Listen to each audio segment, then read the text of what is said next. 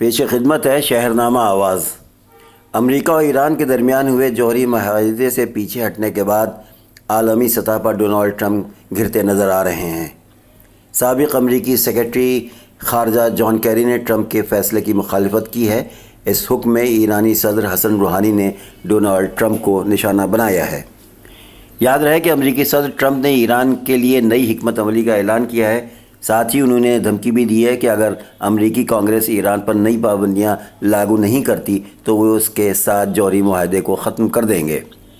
امریکہ کے اس اعلان کے بعد ایران کے صدر حسن روحانی نے کہا ہے کہ ڈونلڈ ٹرمپ نے بین الاقوامی قانون نہیں پڑھا۔ کیا ایک صدر خود کو بین الاقوامی معاہدے کا خاتمہ کر سکتا ہے؟ ظاہر ہے وہ یہ نہیں جانتے کہ یہ ایران اور امریکہ کے درمیان دو طرفہ معاہدہ نہیں ہے۔ حسن روحانی نے سن 1953 کی بغاوت میں CIA کے ملوث ہونے کی بات بھی کی۔ انہوں نے بتایا کہ ایران کے جمہوری طور پر انتخاب شدہ حکومت کس طرح ہٹ گئی تھی۔ انہوں نے ویتنام سے لے کر افغانستان اور ایران میں جنگ میں امریکہ کے شامل ہونے کی بھی تنقید کی۔ ایران کے صدر حسن روحانی نے امریکی بحری جہاز کے ذریعے ایران کے طیارے کو گولی مار کر گرانے کا بھی ذکر کیا۔ اس حادثے میں 290 افراد ہلاک ہو گئے تھے۔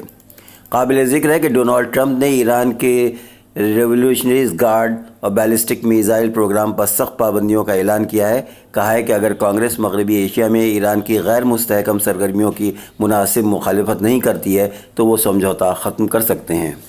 قابل ذکر ہے کہ ایران کے خلاف نئی حکمت عملی کا اعلان اس قسمت کے فیصلے کا ذمہ دار کانگریس کے پالے میں ڈال دیا گیا ہے۔ ٹرمپ کے فیصلے کے بعد سے دونوں ملک ایک بار پھر آمنے سامنے آ گئے ہیں۔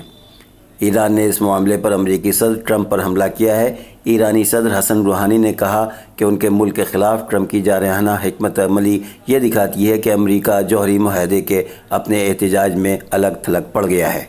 شکریہ۔